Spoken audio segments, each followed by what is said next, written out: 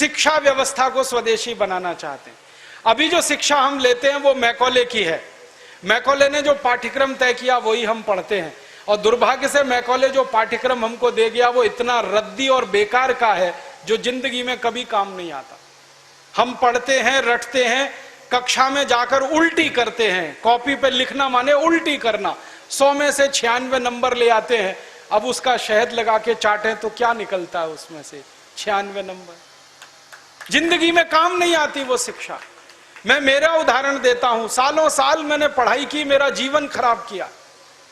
मैं नहीं पढ़ता तो बहुत अच्छा होता। जितने साल मैंने पढ़ाई की, जितना पैसा मेरे माता पिता ने मेरी पढ़ाई पे खर्च किया, जितना पैसा मेरे ट्यूशन पे मेरे माता पिता ने खर्च किया, अगर मैं पढ़ने नहीं जाता वो सब पैसा बचता और मैं उससे कोई धंधा और व्यापार करता तो करोड़पति होता। क्या पढ़ाई हुई है मेरी? मैंने बचपन में पढ़ा x + y whole square is equal to x square plus 2xy plus y square, x minus y whole square is equal to x square minus 2xy plus y square. अब मेरे समझ में नहीं आता कि करूं क्या इसका मैं मेरी जिंदगी में।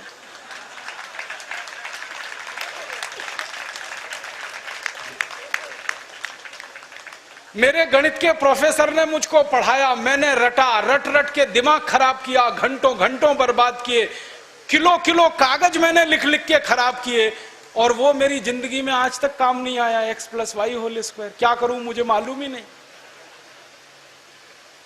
मेरे गणित के प्रोफेसर को एक दिन मैंने कहा कि आपने मुझे ये क्यों पढ़ाया x + y होल स्क्वायर, मेरी जिंदगी में तो काम नहीं आया। तो मेरे गणित के प्रोफेसर कहते हैं, यार काम तो मेरे भी नहीं आया, मुझको किसी ने पढ़ाया, मैंने तुमको पढ़ाया। ये भेड़िया धसान क्यों चला रहे हो इस देश में? जो काम नहीं आता वो क्यों पढ़ा रहे हो इस देश के बच्चों? बचपन में मुझे पढ़ाया गया अमेरिका का पहला राष्ट्रपति कौन, क्या करूं इसका? मान लीजिए मुझे मालूम है अमेरिका का पहला राष्ट्रपति जॉर्ज वॉशिंगटन, करूं क्या? मालूम है मुझे, क्या करूं इसका? मैं सब्जी खरीदने जाता हूं बाजार में, सब्जी वाले को कहता हूं देखो मुझको मालूम है अमेरिका का पहला राष्ट्रपति जॉर्ज वॉशिंगटन था, वो सब्जी देगा क्या मुझे? फालतू में रटा रटा के मेरा दिमाग खराब कर दिया। अमेरिका का पहला राष्ट्रपति कौन? और मुझे इतना दुख होता है, तकलीफ होती है कि कोई मुझे ये पूछना शुरू करे कि तुम्हारे परिवार का पहला राष्ट्रपति कौन? मुझे नहीं मालूम। मेरे परिवार के राष्ट्रपति से मतलब मेरे दादा, दादा के दादा, दादा के दादा, दादा, कहीं से हमारा कुल शुरू हुआ ना, तो मेरे कुल का पति माने मेरा पहला पिता, वो कौन नहीं मालूम। और अमेरिका का पहला राष्ट्रपति मालूम है। और मुझे तो इतना दुख होता है कि अमेरिका का पहला ही राष्ट्रपति नहीं मालूम, 250 राष्ट्रपति मालूम है मुझे उनके, और मेरे कुल के 2.5 आदमी के नाम नहीं मालूम मुझे। मेरे पिताजी का नाम मालूम है, उनके पिताजी का, उसके आगे बढ़ता हूं तो सब ब्लैंक हो जाता है, याद ही नहीं मुझे। क्या करना है ऐसी शिक्षा से? काम की क्या है ये?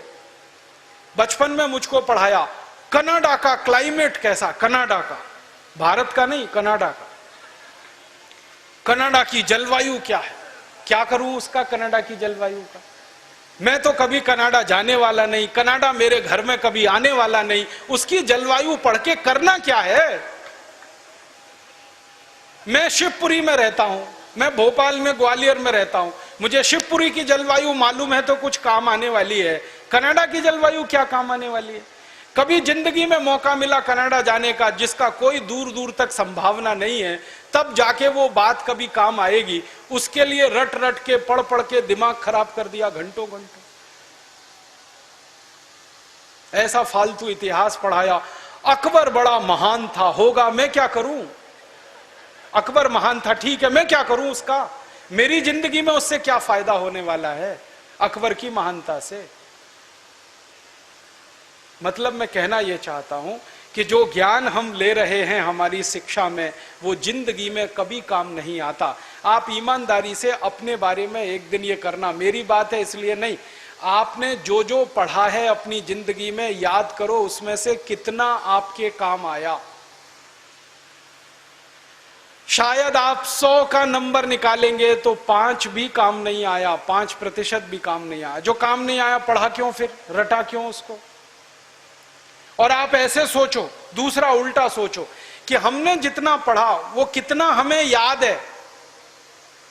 याद उतना ही रहेगा जो रोज काम आता है, बाकी कचरे को दिमाग निकाल के ऐसे ही फेंक देता है। जो याद ही नहीं रहे और काम नहीं आए उसको पढ़ना और पढ़ाना क्यों?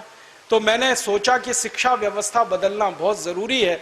हमारे बच्चों के ऊपर इतना बोझा हो गया है, इस बोझे ने बच्चों को खत्म कर दिया। कभी कभी तो मुझे इतना अफसोस होता है, अखबारों में खबर पढ़ता हूं 12वीं कक्षा का रिजल्ट आया, इतने बच्चों ने आत्महत्या कर ली। क्यों? फेल हो गए। बच्चे थोड़ी फेल हुए हैं, परीक्षा की पद्धति फेल हुई है हमारी, बच्चे फेल नहीं हुए। बच्चों के बारे में तो सारी दुनिया कहती है कि वो तो कच्ची मिट्टी के घड़े के जैसे हैं, जैसा आप शेप दोगे वैसे हो जाएंगे। हमारे बच्चों को हमारे अध्यापक और परीक्षा वाले शेप नहीं दे पाए, इसलिए परीक्षा पद्धति फेल हुई है, बच्चे फेल नहीं हुए। मुझे तो कई बार यह कहने के मन करता है कि बच्चों को फेल करने वाले अध्यापकों को फेल करना चाहिए, क्योंकि उन्होंने पढ़ाया नहीं ठीक से, समझाया नहीं बच्चों को ठीक से। और इस शिक्षा पद्धति में क्या भेड़िया धसान है। 100 में से 90 नंबर लाओ, 99 नंबर लाओ, 98 नंबर लाओ तो आप बहुत होशियार हैं, 33 नंबर लाओ, 30 नंबर लाओ तो आप बिल्कुल बेकार हैं। न्यूटन को तो जिंदगी में कभी भी 30 से ज्यादा नंबर आए नहीं, बेकार है न्यूटन, वो तो सारी दुनिया में पूजा जाता है। कभी फेल, हमेशा ही फेल हुआ, पास ही नहीं हुआ कभी न्यूटन। स्कूल वालों ने निकाल दिया उसको कि हर बार फेल हो जाता है, फेल हो जाता है, ये पढ़ने लायक नहीं है। जब स्कूल ने निकाल दिया उसको, तब उसका दिमाग खुल गया और उसने गिरते हुए सेब को देख लिया और उसने गुरुत्वाकर्षण का सिद्धांत दे दिया। जो आदमी स्कूल में फेल हो गया था, अब सारी दुनिया उस पर पीएचडी करती है और उसके गुणगान करती है। माने फेल और पास होने से किसी व्यक्ति के जीवन का कोई लेना देना नहीं। आप आइंस्टाइन की अगर कहानी पढ़ोगे तो आइंस्टाइन तो 9 कक्षा के आगे पढ़ नहीं पाया कभी, निकाल दिया स्कूल ने उसको, क्योंकि वो कुछ और सोचता रहता था। स्कूल ने निकाल दिया और निकालने के बाद सारी दुनिया में E=mc² का जो सिद्धांत दे दिया, सारी दुनिया उसका गुणगान करती है और एक ऐसे आदमी को पूछती है जो स्कूल में 9 क्लास के आगे बढ़ा ही नहीं। मतलब मैं कहना चाहता हूं, 9 पढ़ जाए, 10 पढ़ जाए, 12 पढ़ जाए, 16 पढ़ जाए, इससे कुछ लेना देना नहीं। ज्ञान जो है ना, डिग्रियों से नहीं तौला जाता। ज्ञान अलग चीज है, डिग्रियां बिल्कुल अलग चीज। मैं तो इसी देश की कहानी देखता हूं। धीरूभाई अंबानी 9 क्लास फेल हो गया, पेट्रोल पंप पे नौकरी करना शुरू किया और रिलायंस नाम का एक एम्पायर खड़ा कर दिया जो सारी दुनिया में 4.5 लाख करोड़ का है। 9 क्लास फेल आदमी 4.5 लाख करोड़ का एम्पायर खड़ा करके छोड़ गया। इसका माने ज्ञान का डिग्री से कोई संबंध नहीं है। घनश्याम दास बिरला 4 क्लास पढ़े, स्कूल और गांव छोड़कर निकल गए, लोटा लेकर कलकत्ता पहुंच गए और इतना बड़ा खानदान बना दिया, बिरला एम्पायर, जो आज लाखों करोड़ का है। 4 क्लास पास आदमी ने किया। बिरला जी कहा करते थे कि क्लास पास करना कोई महत्व की बात नहीं है जीवन की तुलना में। तो हम जीवन को जीने वाली शिक्षा हमारे विद्यार्थियों को दें, ऐसी शिक्षा व्यवस्था हम बनाएं जिसमें डिग्री का महत्व ना हो, ज्ञान का महत्व हो, परीक्षा का महत्व ना हो, सीखने का महत्व हो। पढ़ाने का महत्व नहीं हो, सिखाने का महत्व हो। अध्यापक भी सीखें, विद्यार्थी भी सीखें, दोनों सीखने की प्रक्रिया में आगे बढ़ें। ऐसी एक शिक्षा व्यवस्था हम बनाना चाहते हैं और ये पूरी शिक्षा व्यवस्था मातृभाषा पर आधारित होगी, ये अंग्रेजी पर आधारित नहीं होगी। अंग्रेज आए तो अंग्रेजी आई, अंग्रेज गए तो अंग्रेजी चली जानी चाहिए थी। क्यों हमने रख लिया इस अंग्रेजी को? अंग्रेजी में पढ़ाते हैं अपने बच्चों को, मार मार के सिखाते हैं, बच्चे बेचारे अक्सर उसमें फेल हो जाते हैं। हिंदुस्तान के बच्चे गणित में पास होते हैं, भौतिकी में पास होते हैं, रसायन में पास होते हैं, अंग्रेजी में फेल हो जाते हैं। होना ही चाहिए उनको अंग्रेजी में फेल, क्योंकि अंग्रेजी विदेशी भाषा है। मुझे आप एक अंग्रेज बताइए और दिखाइए जो हिंदी में पास हो जाए। तो मैं अंग्रेजी में पास होकर दिखा सकता हूं। जब कोई अंग्रेज हिंदी में पास नहीं हो सकता तो हम भारत के विद्यार्थियों से क्यों अपेक्षा कर रहे हैं कि वो अंग्रेजी में पास हो? और अंग्रेजी भाषा नहीं है पास होने लायक, ये तो भाषा ही रद्दी है। इस भाषा का इतिहास जब मैंने पढ़ा, 5वीं शताब्दी में तो ये भाषा आई, माने मुश्किल से 1500 साल पुरानी है। हमारी भाषा तो करोड़ों साल पुरानी है, संस्कृत, हिंदी, मराठी, तमिल, तेलुगु, कन्नड़, मलयालम, ये तो 1500 साल पुरानी है। और दुनिया की सबसे रद्दी भाषा है अंग्रेजी, जिसकी कोई अपनी व्याकरण नहीं है जो शुद्ध हो और ठीक हो। आपको एक उदाहरण देता हूं। अंग्रेजी में एक शब्द है PUT, पुट, BUT, तो PUT पट होना चाहिए। CUT कट, BUT बट, तो PUT पट। अगर PUT पुट तो CUT कुट, BUT बुट, यही होना चाहिए ना। क्या मूर्ख लोगों की भाषा है, ग्रामर ही नहीं है। और परम मूर्खता की भाषा ये अंग्रेजी। एक शब्द है अंग्रेजी में, उसमें कहते हैं केमिस्ट्री, CHEMISTRY, केमिस्ट्री। तो यहां पे CH जो है ना का हो गया, ठीक है। तो केमिस्ट्री में CH का हो गया, तो चोपड़ा में कोपड़ा होना चाहिए।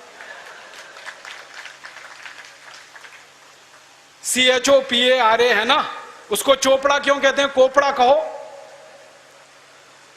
और CHOPARA को चोपड़ा कह रहे हो तो CHEMISTRY को केमिस्ट्री कहो। फिर एक जगह CH का है, एक जगह CH चा है, कुछ समझ में ही नहीं आता क्या इनका हिसाब किताब है। मूर्खों की भाषा है ये अंग्रेजी। और इस भाषा की कितनी बड़ी कमजोरी है। अंग्रेजी में एक शब्द है SUN, माने सन, माने सूरज। अब किसी भी अंग्रेज माई के लाल को मेरी चुनौती है कि इसका दूसरा शब्द अंग्रेजी में से निकाल के लाए। SUN का पर्यायवाची है ही नहीं, लाएंगे कहां से? पूरी अंग्रेजी में सन का पर्यायवाची नहीं है, माने दूसरा शब्द नहीं है जो सूर्य को बता सके। अब हम संस्कृत की बात करें, सूर्य एक शब्द है, दिनकर, दिवाकर, रवि, भास्कर, मार्तंड, 84 शब्द हैं हमारे पास संस्कृत में। अंग्रेजी में एक ही है। एक शब्द है अंग्रेजी में मून, एक ही है, चंद्रमा। और हम संस्कृत में 56 शब्द हैं चंद्रमा के लिए। अंग्रेजी का एक शब्द है वाटर, माने पानी, वो अकेला एक ही है। वो नदी का पानी हो या नाले का, कुएं का हो या तालाब का, सब पानी वाटर है। और यहां भारत में हर पानी के लिए अलग शब्द है। बारिश का पानी अलग, समुद्र का पानी अलग, नदी का पानी अलग, तालाब का अलग, सरोवर का अलग, नाले का पानी अलग, कीचड़ का पानी अलग, सब पानी के लिए अलग अलग शब्द है। अंग्रेजी में एक ही है, वाटर। बहुत गरीब भाषा है अंग्रेजी, शब्द ही नहीं है उनके पास। कितने गरीब हैं, चाचा भी अंकल, मामा भी अंकल, मौसा भी अंकल, फूफा भी अंकल, फूफा का फूफा भी अंकल, मौसा का मौसा भी अंकल, कोई शब्द ही नहीं है अंकल के अलावा।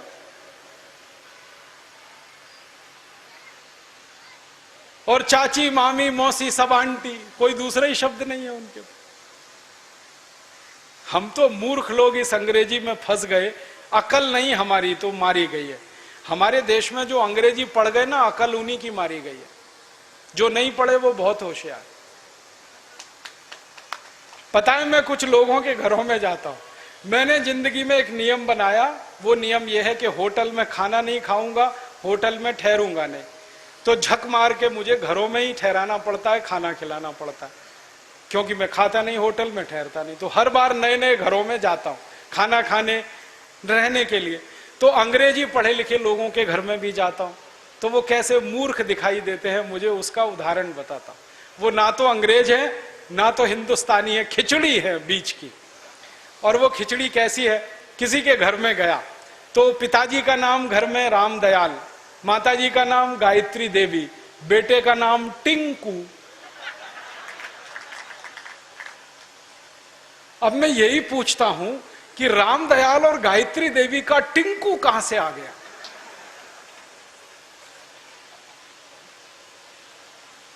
फिर मैं उनको पूछता हूं आपको मालूम है टिंकू का अर्थ क्या है? उनको नहीं मालूम। नाम रख लिया बच्चे का टिंकू, अर्थ नहीं मालूम। ऐसे मूर्ख लोग, अर्थ मालूम नहीं, नाम रख लिया टिंकू टिंकू टिंकू। फिर डिक्शनरी खोल के दिखाता हूं उनको। अंग्रेजों की सबसे पुरानी डिक्शनरी है वेबस्टर डिक्शनरी। उसमें टिंकू का अर्थ है आवारा लड़का।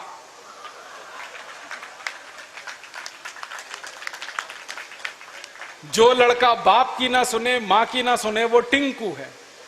और हम क्या कर रहे हैं पढ़े लिखे मूर्ख लोग, आज्ञाकारी लड़के को टिंकू टिंकू टिंकू बोल बोल के आवारा बनाने की तैयारी कर। ऐसे अंग्रेजी मूर्खों के घरों में जब मैं जाता हूं तो ऐसे ही नाम मिलते हैं, बबली, डबली, डबलू, बबलू। क्या मतलब है डबलू, बबलू, बबली, डबली? डिम्पल, ट्विंकल, कुछ मतलब ही नहीं। कुछ भारत में नाम की कमी हो गई है क्या? और इससे भी बड़ी बड़ी मूर्खताएं मैं देखता हूं। कोई अधकचरे हिंदुस्तानी, माने आधा अंग्रेज आधा हिंदुस्तानी के घर में जाऊं तो इंप्रेशन जमाने के लिए, माने रौब जमाने के लिए अंग्रेजी झाड़ेगा। हाँ, भले गलत सलत, लेकिन झाड़ेगा जरूर, रौब पड़े उसके ऊपर। वो क्या कहेगा? हिंदी में भी बोल सकता है, वो बात नहीं बोलेगा। वो कहेगा oh Rajiv Dixit, she is my Mrs. तो मैं पूछता हूं really she is your Mrs? क्योंकि उसको मिसेस का अर्थ नहीं मालूम। मिसेस का अर्थ जानते हैं क्या है? हर देश की अपनी सभ्यता, अपनी संस्कृति होती है, तो उसमें से निकले हुए शब्द की भी अपने इतिहास और संस्कृति की व्यवस्था होती। इंग्लैंड की सभ्यता कैसी है मालूम है? इंग्लैंड की सभ्यता में एक सबसे खराब बात है जो आपको कभी पसंद नहीं आएगी, कि वहां एक स्त्री और एक पुरुष जिंदगी भर साथ कभी भी नहीं रहते, बदलते रहते हैं। जैसे हम कपड़े बदलते हैं ना, वैसे वो एक दूसरे को बदलते रहते हैं। एक पुरुष की 20 स्त्रियां हो सकती हैं, एक स्त्री के 20 पुरुष हो सकते हैं। मेरे कई दोस्त हैं इंग्लैंड और यूरोप में जिनकी 40-40 शादियां हुई हैं, 41वीं करने को तैयार है। ये उनके यहां चलता रहता। इसको उनकी भाषा में कहते हैं एक्स्ट्रा मैरिटल अफेयर्स, पर स्त्री गमन पर पुरुष गमन। तो एक पुरुष कई स्त्रियों से संबंध रखता है, एक स्त्री कई पुरुषों से संबंध रखती है।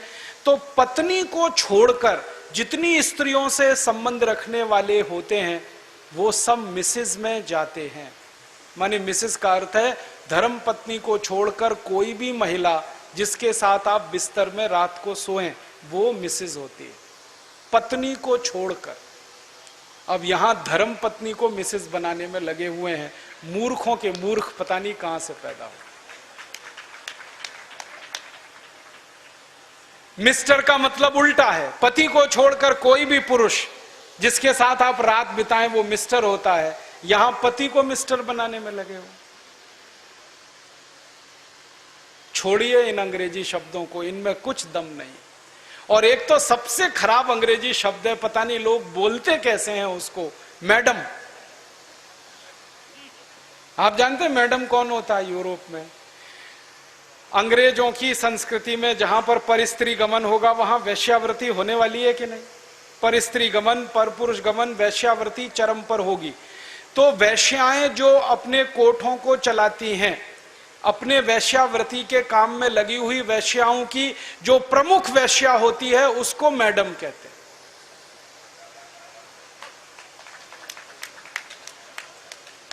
और यहां हिंदुस्तान में अपनी बहनों को मैडम कह देते हैं। ऐसे मूर्ख लोग मैंने इस देश में देखे हैं। अपनी धर्मपत्नी को मैडम कहने में शर्म नहीं आती, ओ मैडम इधर आओ। और वो धर्मपत्नी को भी शर्म नहीं आती मैडम कहलवाने में, वो भी कहती है मैडम कहो मुझको। जान तो लो कि मैडम होती कौन है, फिर कहलवाओ। अपने भारत में कितने सुंदर सुंदर शब्द हैं। श्रीमती, श्री माने लक्ष्मी, मति माने बुद्धि, बुद्धि माने सरस्वती, लक्ष्मी। तो जहां सरस्वती लक्ष्मी एक साथ निवास करे वो श्रीमती, उसको हमने मिसेस बना दिया। ये मूर्खाधिपति हमारे देश में अंग्रेजी पढ़े लिखे, इन्होंने बड़ा सत्यानाश किया, बेड़ा गर्क किया इस देश का। इस अंग्रेजी भाषा ने किया, फिर इन्होंने और ज्यादा किया। मेरा आपसे हाथ जोड़कर निवेदन है, इस अंग्रेजी भाषा में मत फंसिए, कुछ इसमें रखा नहीं है, दम नहीं है। कभी कभी तो मैं लोगों के घरों में जाता हूं, इतना गुस्सा आता है मुझे।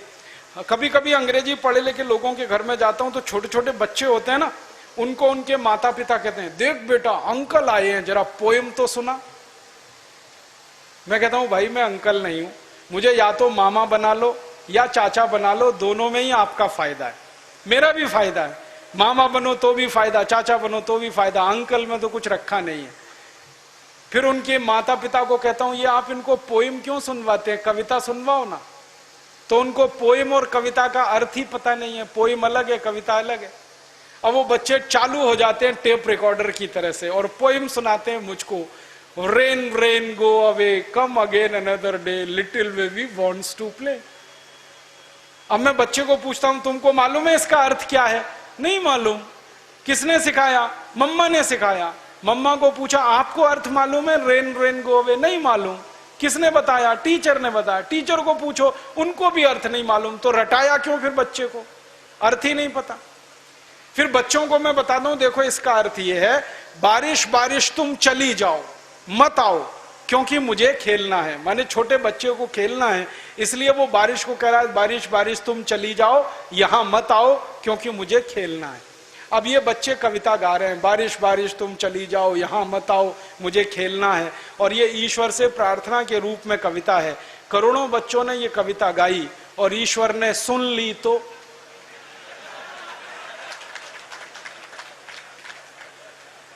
बारिश को वापस बुला लिया। तो क्या होने वाला है? बारिश नहीं होगी। बारिश नहीं होगी तो सूखा पड़ेगा। सूखा पड़ेगा तो आप भी भूखे मरेंगे, मैं भी मरूंगा, किसान भी मरेंगे।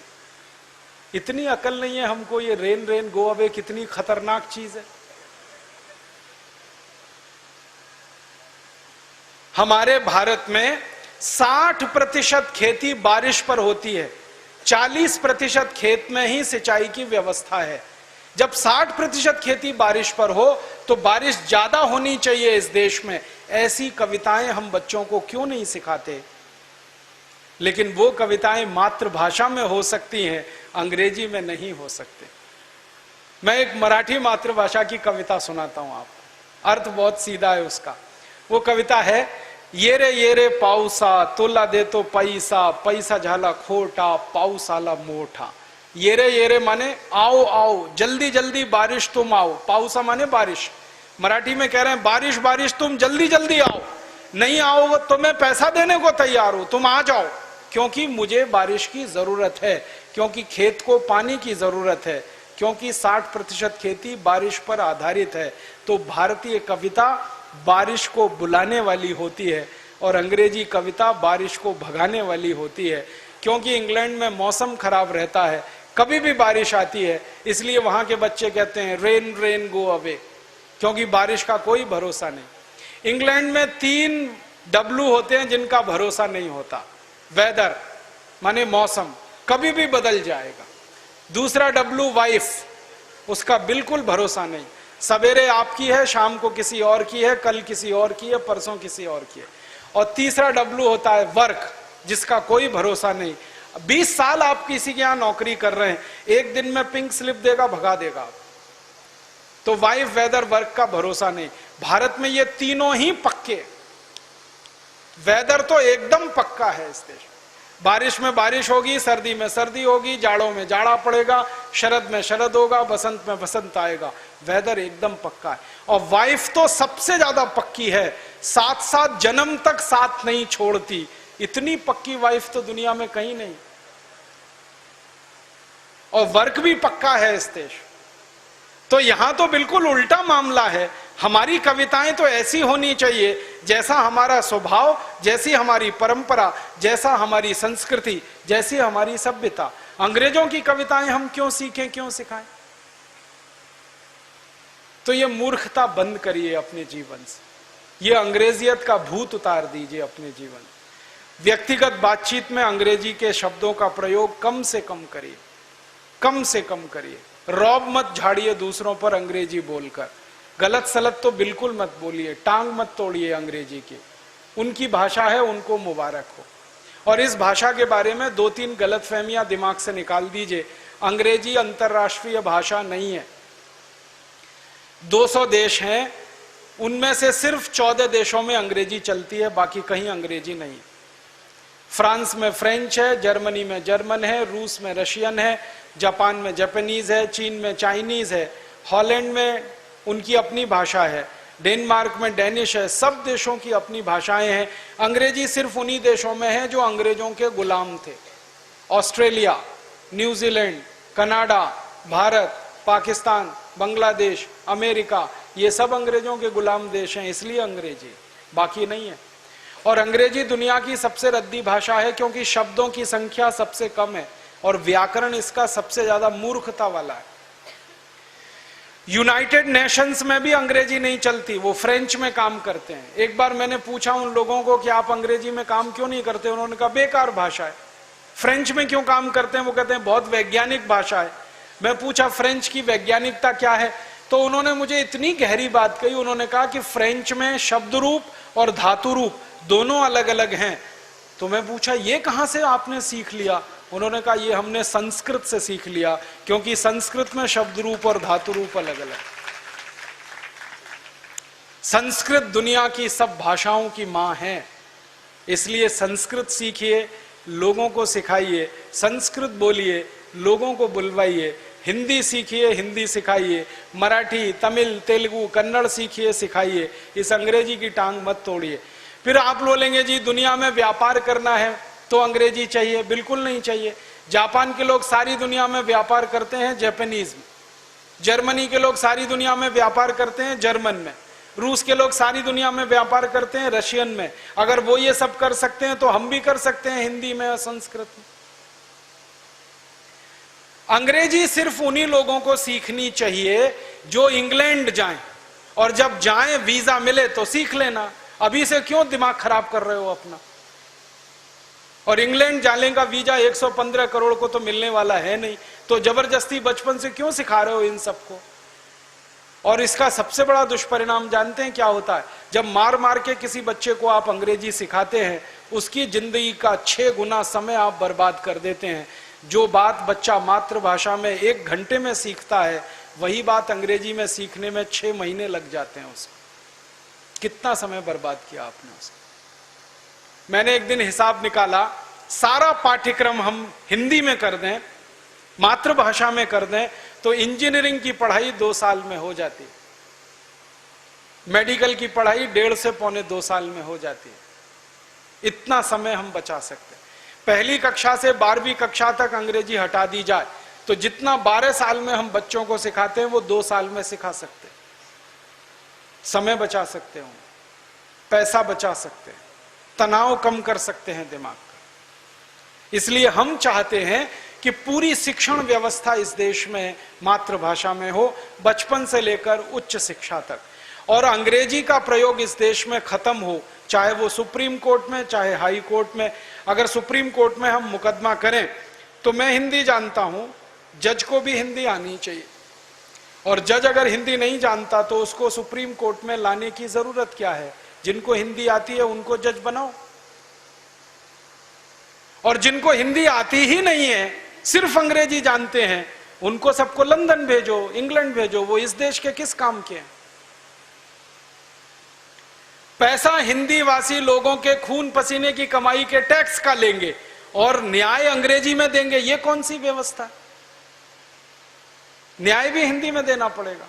वादी को हिंदी आती है, प्रतिवादी को हिंदी आती है, जज को भी हिंदी आनी ही चाहिए। क्यों नहीं आनी चाहिए। भारत में नहीं आएगी तो किस देश में आएगी। तो न्याय व्यवस्था में हिंदी, प्रशासन व्यवस्था में हिंदी, संसद में भी हिंदी होनी चाहिए। मुझे तो बहुत नेताओं पर क्रोध आता है, वोट मांगने के लिए जब वो आते हैं तो मातृभाषा में आपसे बात करेंगे, गधे को बाप बनाएंगे। संसद में चुनकर ही पहुंचते हैं तो गिटपिट अंग्रेजी बोलना चालू कर देते हैं। किसके लिए संसद चलाते हैं। 1% लोगों को इस देश में अंग्रेजी समझती है, 99% लोगों को नहीं समझती। संसद में किसको सुनाने के लिए अंग्रेजी में बात करते हैं। मुझे भारत के पूर्व प्रधानमंत्री श्री अटल बिहारी वाजपेयी की एक बात याद आती है। वो कहा करते थे कि यूनाइटेड नेशन न्यूयॉर्क में जाके हिंदी बोलना आसान है, भारत की संसद में हिंदी बोलना बड़ा मुश्किल का काम है। इतनी अंग्रेजियत हमारे देश में आ गई। अटल जी ने न्यूयॉर्क में संयुक्त राष्ट्र में हिंदी में धारा प्रवाह भाषण दिया था। वो कहते हैं कि यहां झक मार के अंग्रेजी में बोलना पड़ जाता है अपनी संसद। ये शर्मनाक स्थिति बदलनी पड़ेगी हमें। मातृभाषा में सारे काम हमें करने हैं। हमें हमारे जीवन में कुछ संकल्प लेने हैं। वो ये, हम भारतवासी हैं तो भारतीय भाषाओं में अपने जीवन को चलाएं, भारतीय भूषा पहनना शुरू करें, ये अंग्रेजी भूषा छोड़ें। मुझे तो बड़ी शर्म लगती है, इस देश के लोग क्या मूर्खता करते हैं। अंग्रेज चले गए, उनकी भूषा पकड़ के रखी हुई है, टाई, कोट, पैंट और काला कोट, भयंकर गर्मी में और गर्मी देने वाला। इस देश के वकीलों को देखता हूं, जून की भयंकर गर्मी में 50 डिग्री सेंटीग्रेड के तापमान में अदालत में अंधाधुंध बहस करते हैं, काला कोट चढ़ाकर और टाई लगाकर। पसीना पसीना अंदर से होता रहता है, कोट पर पसीना जमता रहता है, कोट सफेद सफेद हो जाता है। उसको उतारो तो 10 मीटर दूर बदबू आती है उस पसीने की। इसको उतार के क्यों नहीं फेंक देते इस काले कोट को? अंग्रेजों के जमाने में काला कोट होता था, अब अंग्रेजों के जाने के बाद काले कोट का मतलब क्या? हटाओ इसको। कभी कभी मैं ऐसे दृश्य देखता हूं, आप भी देखते होंगे। एक बारात जा रही है, बारात में दूल्हे राजा 3 पीस सूट और टाई लगा के घोड़े पे चढ़कर बैठे हुए हैं। मूर्खों के मूर्ख, सुपर इडियट। शादी वाले दिन इतनी इडियोसिटी, इतनी मूर्खता की जरूरत क्या? और जून की भयंकर गर्मी में दूल्हे राजा घोड़े पर 3 पीस सूट लाद के चढ़े हैं, पसीना पसीना हो रहे हैं। ससुराल में जाके चिल्लाते, एसी लाओ, कपड़े उतार के फेंक दो, एसी की जरूरत क्या है? और उस दूल्हे राजा को मैं कहता हूं, भाई तुम 3 पीस सूट और टाई लगा के अपनी दुल्हन को लेने आए हो, तो अपनी दुल्हन को स्कर्ट पहना के लेके जाओ, तब तो समझ में आता है। क्योंकि अंग्रेज आदमी जब सूट और टाई पहनता है तो उसकी पत्नी स्कर्ट पहनती है, तब तो दोनों एक जैसे हैं ना। हम कहते हैं पति पत्नी गृहस्थी के 2 पहिए हैं, एक पहिया साइकिल का, दूसरा ट्रैक्टर का, कैसे चलेगी ये? एक को तो 3 पीस सूट और पहना दिया टाई, और पत्नी को साड़ी में, तो पत्नी को स्कर्ट में रखो, तुम 3 पीस सूट और टाई में रहो। या तुम पत्नी को साड़ी में रखते हो तो खुद धोती कुर्ता क्यों नहीं पहनते? भारतीय पोशाक कितनी अच्छी पोशाक है, धोती कुर्ता पजामा खुला रहता है ना, अंदर हवा जाती रहती है। पतलून एकदम टाइट पहन लेते हैं और जीन्स चढ़ती नहीं है तो जमीन पर लेट जाते हैं, 45 डिग्री पे पांव उठा के खींच खींच के चढ़ाते हैं, ऐसी टाइट जीन्स पहन के बैठे, और चढ़ गई तो उतरती नहीं है। और कई बार उसके साथ बहुत कुछ उतर जाता है। ऐसे मूर्ख लोग इस देश में कहां से आ गए?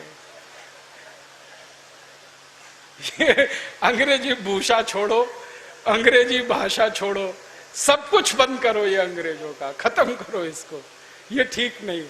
हम भारतीय हैं, भारतीय भाषा इस्तेमाल करें, भारतीय भूषा इस्तेमाल करें, भारतीय भोजन इस्तेमाल करें।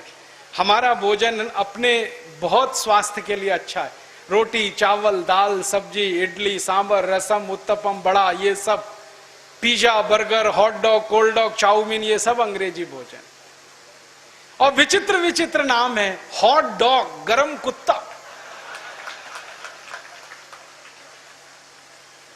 कोल्ड डॉग ठंडा कुत्ता, खा रहे हैं उसको। यह क्या मूर्खता का भोजन है। एक वो डबल रोटी होती है, पाव रोटी, जो सड़े मैदे से बनती है। आप कभी अगर बनता हुआ देख लें तो उसको छू नहीं सकते, इतनी गंदे तरीके से वो बनती है। मैदे को सड़ाते जाते हैं, फर्मेंट करते हैं, फिर उससे डबल रोटी बीच से काटते हैं, कुछ सलाद भर दिया, खीरा ककड़ी, फिर कहते हैं हॉट डॉग हो गया, कोल्ड डॉग हो गया। क्या मूर्खता। अपने पास इडली सांभर रसम उत्तपम, इतनी वैरायटीज इस देश में है। यूरोप और अमेरिका में तो कुछ नहीं है। पाव रोटी डबल रोटी यही खाते हैं पूरे देश में। 24-25 देशों में एक ही भोजन है और कुछ है ही नहीं। गेहूं है, गेहूं से आटा बनाते हैं, आटे को मूर्ख लोग रोटी नहीं बना पाते, क्योंकि रोटी बनाना नहीं आता। पूरे यूरोप में, अमेरिका में किसी को रोटी बनाना नहीं आता। भारत की हर माँ और बहन को आता है, यूरोप की किसी स्त्री को नहीं आता। वो आटा दे दो उनको गेहूं का और कहो रोटी बनाओ, तो इतना पानी डाल के उसको सान सून के रख देते, पता ही नहीं है कि कितना पानी डालते हैं, कितना रेशियो, कितना प्रोपोर्शन। मैंने तो यूरोप में ऐसी मूर्ख माताएं देखी हैं, दही जमाना नहीं आता उनको। हाँ, वो दही का पाउडर ले आते हैं, पानी में घोल के पी जाते हैं, ना दही ना मट्ठा। हमारे घर की हर मां को दही बनाना आता है, और सब्जी बनाना किसी को नहीं आता। बाजार से बनी बनाई सब्जी डब्बे में लाते हैं, प्लेट में रख के ऊपर से नमक डाल के खा जाते हैं। सब्जी बनाना नहीं आता, दाल बनाना नहीं आता, रोटी बनाना नहीं आता। हमको सब कुछ आता है। टेक्नोलॉजी में हम उनसे बहुत ऊंचे हैं। गेहूं का एक आटा जिसको किसी भी भारतीय माँ और बेटी या बहन को दे दो, उससे 50 किस्म की चीजें वो बना सकती है। पूरी बना सकती है, कचौरी बना सकती है, पराठा बना सकती है, आलू का पराठा, गोभी का पराठा, फिर मटर का पराठा, पता नहीं कितने तरह के पराठे, कितनी तरह की पूरी, कितने तरह की कचौरी। एक दिन मैंने हिसाब निकाला, मैं भारत में जन्म ले लिया उस दिन से, और जिस दिन मैं मरूंगा उस दिन तक हर दिन एक नया स्वादिष्ट व्यंजन बना के इस देश में मैं खा सकता हूं। वो यही संभव है, किसी दूसरे देश में संभव नहीं। इतनी व्यंजन की विभिन्नता इस देश में कहीं नहीं। और मुझे तो लगता है कि भारत में सबसे बड़ी शोध अगर हुई है तो रसोई घर में हुई है, और कहीं नहीं हुई। इतना अच्छा रसोई घर हमारे पास, फिर हम pizza, burger, hot dog, cold dog, chowmein के लिए परेशान हो। वो चाउमीन तो पता नहीं कैसे लोग खा जाते हैं, एकदम सड़े हुए मैदे की चीज। खानी है तो सिवई बना के खा लो अपने घर में, चाउमीन से अच्छी है। तो भोजन भारत का करो, भाषा भारत की बोलो, भूषा भारत की रखो, भजन भी भारत का करो, संगीत भी भारत का सुनो। ये विदेशी संगीत में कुछ रखा नहीं। वो